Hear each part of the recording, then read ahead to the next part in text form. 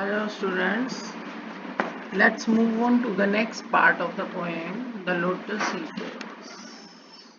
I told you in my previous video that the sailors Ulysses have reached the land of lotus, and the effect of lotus fruit is such that they don't have any desire to move forward.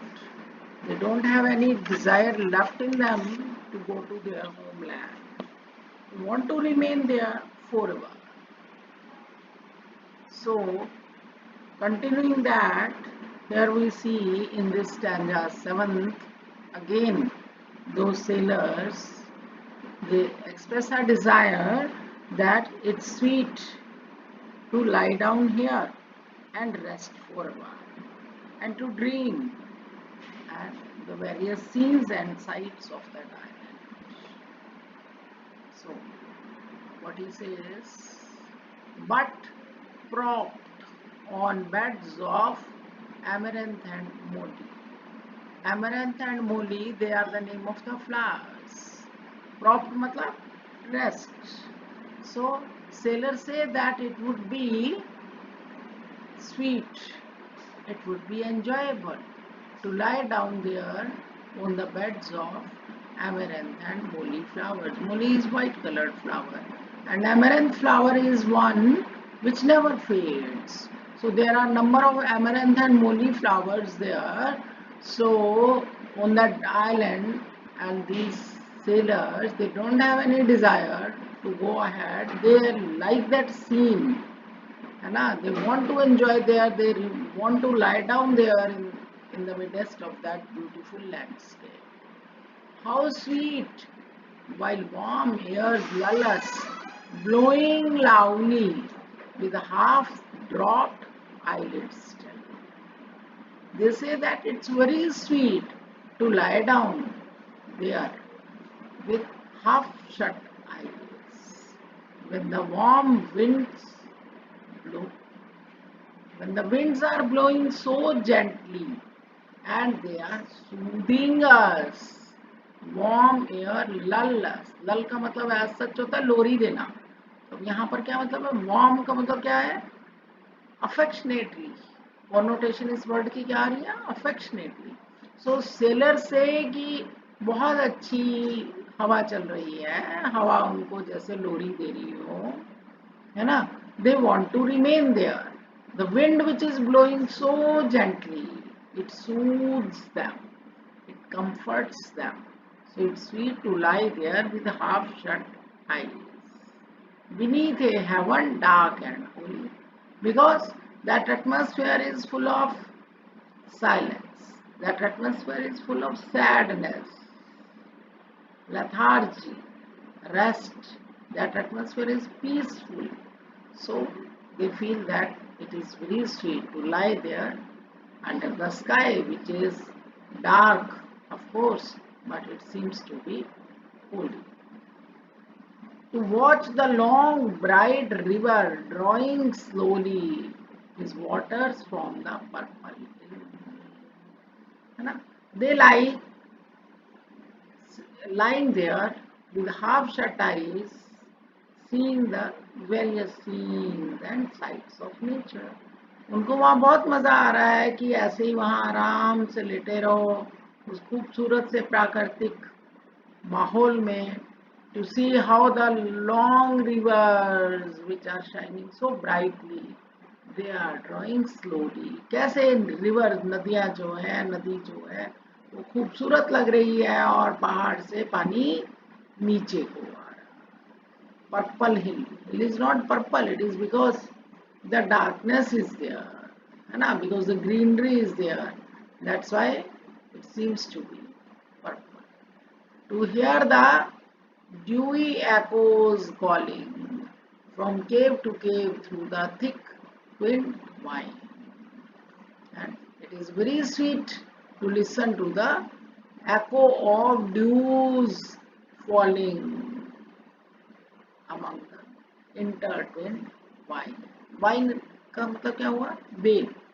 तो कह रहे हैं कि भी ये बहुत अच्छा लग रहा है, एको साउंड सुनना, गूंज सी सुनाई दे रही है, how the due drops they fall on the water or downward, है ना? And the dews are falling.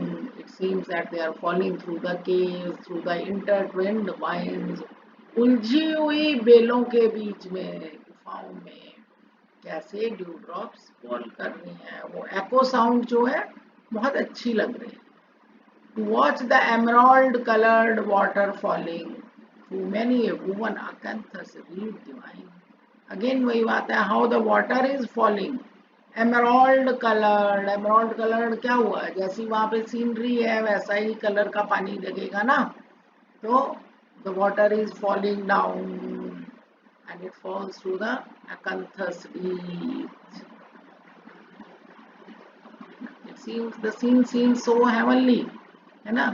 The water is falling down and it falls through the greenery which comes in between. तो पानी जैसे बह रहा है तो बीच में जो भी ग्रीनरी आ रही है, जैसे सपोज अकंथस प्लांट है, फ्लावर्स हैं, तो उनके बीच में से भी वो पानी जो है वो गुजर रहा है. Only to hear and see the far of sparkling brine. Brine मतलब क्या हुआ, ओशन. स्पार्कलिंग ब्राइन मतलब शाइनिंग सी. स्पार्कलिंग मतलब शाइनिंग, ब्राइन मतलब sea. To hear and see the far of sparkling brine. कितना अच्छा लग रहा है पानी की आवाज सुनना, देखना, दूर उस चमकते हुए समुद्र. Only to hear were sweet, सिर्फ सुनना ही स्वीट लग रहा है. Stressed out beneath the pine, pine trees के नीचे ऐसे अंगड़ाई लेते हुए लेटना और उसकी आवाज सुनना, कैसे दूर समुद्र में चमकता दिखाई दे रहा है और उसमें कैसे पानी बह रहा. So the sailors are left with no desire to go to their homeland or to do any sort of labor. They just want to remain there and enjoy those beautiful scenes and sights of nature. तो sellers की कोई इच्छा नहीं है कि वो घर को जाएं, उनको है बस हम यहीं लेटे रहें, यहीं पड़े रहें और हम यहाँ की जो दृश्य है, यहाँ के जो नेचुरल सीन्स और साइट्स हैं, हम उन्हीं को ही एंजॉय करते हैं. The lotus blooms below the barren peak. Peak peak मतलब वही पहाड़ की चोटी.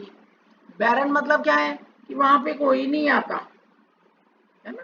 हिल tops on which nothing grows, वहां पर कुछ नहीं ग्रो करता, बैरन मतलब. तो लोटस ब्लूम्स, लोटस फ्रूट्स जो है, लोटस प्लांट जो है वो वहीं पे ही उगता है. कहाँ पे, उस माउंटेन पीक पे जहाँ पे कुछ और नहीं उगता.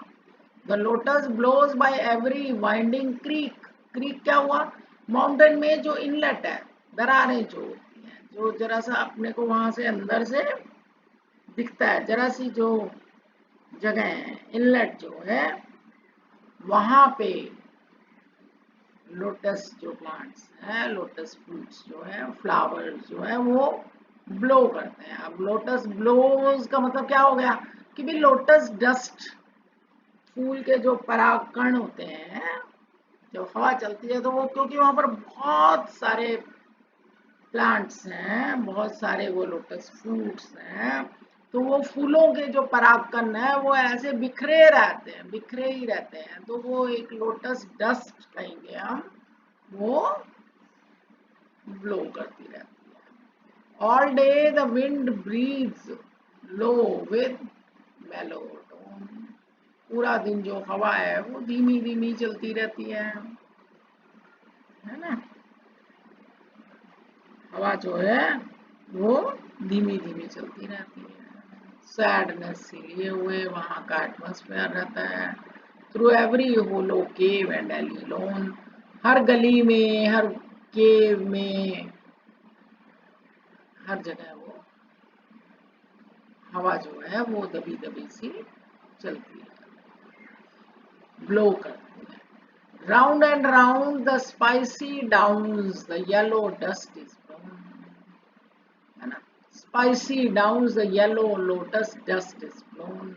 लोटस डस्ट बताया ना, लोटस डस्ट वही परागकण जो है वो सारा दिन बिखरे रहते हैं हवा में। ऊपर भी जैसे बात था, lotus blows by every winding creek, यहाँ पर अब मतलब क्या था कि भी जो लोटस प्लांट है वो हर माउंटेन में, जो वहाँ माउंटेन में इनलेट्स हैं वहाँ ग्रो करते हैं, वहाँ पे खिलते हैं। All day the wind breathes low with mellow tone, पूरा दिन जो हवा है वो ऐसे जेंटली ब्लो करती रहती है। Through every hollow cave and alley lone, हर केव से, हर रैली से, हर गली से। और round and round the spicy down the yellow lotus dust is blown, पूरा दिन वो येलो डस्ट जो है वो ब्लो करती है। We have had enough of action and of motion we, तो सेलर्स क्या कह रहे हैं कि भी हमने बहुत एक्शन कर लिया, बहुत मोशन कर ली, बहुत घूम लिए हम समुद्री यात्रा कर करके, है ना। बहुत वॉर में भी हमने अपनी ब्रेवरी दिखा ली, बहुत एक्शन कर लिया, बहुत मोशन कर ली। Roll to starboard, roll to larboard when the surge was seething free. Starboard और लारबोर्ड का मतलब क्या हुआ कि कभी राइट साइड पे, कभी लेफ्ट साइड पे हम घूमते ही रहे। रोल्ड टू यानी कभी शिप को राइट साइड पे लेके जा रहे हैं, कभी लेफ्ट साइड पे लेके जा रहे हैं। When the surge was seething free, surge was seething free, जब भी ओशन अपने पूरे उसमें होता था, है ना। When there was a storm and the waves rose high, surge was seething free का मतलब जब समुद्र में तूफान होता था, है ना, लहरें बहुत ऊंची उठी होती थी, तो हम बेचारे लुढ़कते ही रहते थे अपनी शिप को लेके, कभी राइट साइड पे, कभी लेफ्ट साइड पे।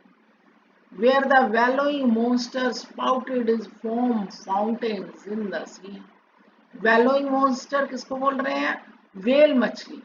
जब वेल मछली अपनी नाक से पानी निकालती थी ऊपर उठ के ओशन में, तो कैसे पानी में वो झाग सी बन जाती थी, है ना। तो कितना एक हॉरिबल सा सीन होता था। वेल मछली जानते हो ना, सबसे बड़ी मछली होती है, तो नाक से जब वो इतना पानी निकालती थी वो समुद्र से थोड़ा ऊपर पानी में से अपना ऊपर उठ के, है ना, तो सारी झाग बन जाती थी, यूं लगता था जैसे कोई फाउंटेन ही चल पड़ा। दे वांट टू से कि they have faced many adventures, कि उन्होंने बहुत एडवेंचर्स फेस कर लिए। लेट्स स्वीयर एन ओथ, क्या हो अब तो एक शपथ लेते हैं। Keep it with an equal mind, और सब एक साथ उसका पालन करेंगे। इन द, क्या कि भाई अब कुछ नहीं करना। In the hollow lotus land to live and lie recline, कि अब हम इस लोटस लैंड में ही रहेंगे और यहीं पे रेस्ट करेंगे। ऑन द हिल्स, हम यहीं पे हिल्स में रहेंगे।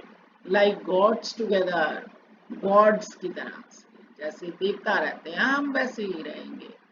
केयरलेस ऑफ मैनकाइंड, जैसे गॉड्स को मैनकाइंड की कोई चिंता नहीं, जैसे गॉड्स को मानवता की कोई चिंता नहीं होती, लोगों की चिंता नहीं होती, इसलिए हम भी नहीं करेंगे।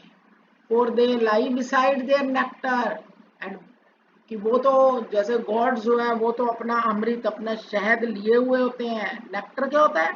Divine drink, the drink of gods. So they lie reclined on Mount Olympus, ऐसा कहा जाता है ग्रीक माइथोलॉजी में कि जो गॉड्स हैं वो माउंट ओलंपस में रहते हैं, है ना। तो कहता है कि जैसे वो अपना हेवनली ड्रिंक लिए हुए लेटे होते हैं। And bolts are hurled far below them in the valleys, और बोल्ट्स आर हर्ल्ड का मतलब है कि भी परेशानियां, है ना, तूफान लोगों की जिंदगी में आते हैं, उन लोगों की जिंदगी में जो वैलीज में रह रहे हैं नीचे। And the clouds are lightly curled around their golden houses, और उनके गोल्डन हाउसेस पे तो हल्के से बादल होते हैं। Girdled with gleaming world, they are surrounded by, ये देखो, गर्डल्ड विद ग्लीमिंग वर्ल्ड, कि those angels, those gods, they are surrounded, their homes are surrounded with twinkling stars. Gleaming word का मतलब क्या हो गया? चमकते हुए तारे. उनके घर जो है, गर्डल्ड का मतलब होता है चारों तरफ उनके घर में चमकते तारे होते हैं. While they smile in secret, looking over wasted land. ऐसा लगता है कि गॉड जो है वो सीक्रेटली स्माइल दे रहे हैं, लुकिंग ओवर वेस्टेड लैंड, नीचे जमीन को देख के, नीचे धरती को देख के, जो कि क्या है? वेस्टेड लैंड है, जहां पर क्या है? Blight, famine, plague, earthquake, roaring deeps, fiery sands, clanging fights, flaming towns, sinking ships, praying hands. तो ऐसा लगता है गॉड्स तो नीचे देख के बस खुश हो रहे होते हैं कि देखो, उनको ये लैंड वेस्टेड लैंड लगती है कि देखो जहां पर ब्लाइट है. ब्लाइट मतलब मिसफॉर्चून्स है, जहां पे डिस्ट्रक्शन है.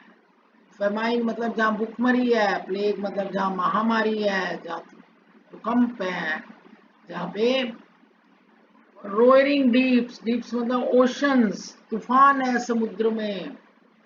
फायरी सैंड, जहां धरती पे युद्ध है. क्लैंगिंग फाइट्स, क्लैंगिंग फाइट क्या हुआ? बैटल्स, जिसमें स्टील के जो वेपन्स हैं वो चमक रहे हैं. फ्लेमिंग टाउन्स, जहां शहर के शहर जल रहे हैं. सिंकिंग शिप्स, जहां पे जहाज समुद्र में डूब रहे हैं. प्रेइंग हैंड्स, जहां पे लोग प्रे कर रहे हैं गॉड को कि गॉड्स उनकी मदद करें, लेकिन गॉड्स कोई मदद नहीं करते. They smile, they simply smile. They find a music centred in a doleful song. Doleful song मतलब दुख भरा गीत.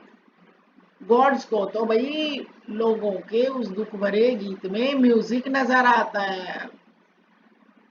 Steaming up a lamentation, an ancient tale of wrong, like a tale of little meaning, though the words are strong. तो वो आवाज, वो डोलफुल song, लोगों की प्रेयर, जो वो दुख भरी प्रार्थना कर रहे होते हैं, जो रोने पीटने की आवाज है, वो बस ऊपर जा रही है. और उनको तो उस म्यूजिक में, उस लेमेंटेशन में, उस दुख में, रोने पीटने की आवाजों में बस उन्हें एक म्यूजिक नजर आता है. उनको लगता है ये तो पुरानी कहानी है मैनकाइंड की, which is a story of suffering. It is an ancient tale of suffering. Wrong. तो गॉड्स को क्या लगता है कि भाई ये तो पुरानी कहानी है लोगों के दुखों की. लाइक ए टेल, ये तो वैसी कहानी है जिस कहानी का मतलब कुछ नहीं है, बस वर्ड्स जो है वो स्ट्रॉन्ग है ना. The gods fail to understand the sorrows and sufferings of mankind. उसका कहने का मतलब है गॉड जो है लोगों की दुख तकलीफ को नहीं समझते. उनके लिए लोगों के दुख तकलीफ जो है उसकी कोई इम्पोर्टेंस नहीं. Chanted from an ill-used race of men that cleave the soil, sow the seeds, reap the harvest with enduring toil, storing yearly little dues of wheat and wine and oil, till they perish as they suffer. तो कहते हैं कि भी ये तो कहानी जो है इसका कोई मीनिंग नहीं है. वर्ड्स चाहे इसके पावरफुल हैं, ये कहानी कौन बोल रहा है? ये तो ह्यूमन बीइंग्स गा रहे हैं, है ना, जो उनके लिए कोई इम्पोर्टेंट नहीं है.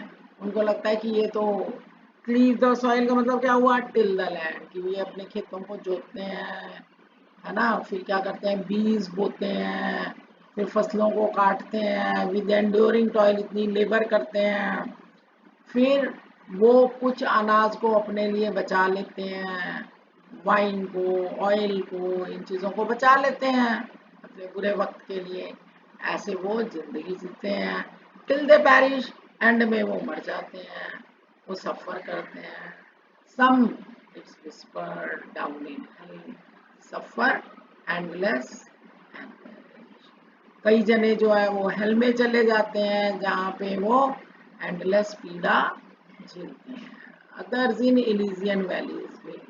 इलिजियन का मतलब क्या होता है? जहाँ पे सब सुख है, जो हेवन है।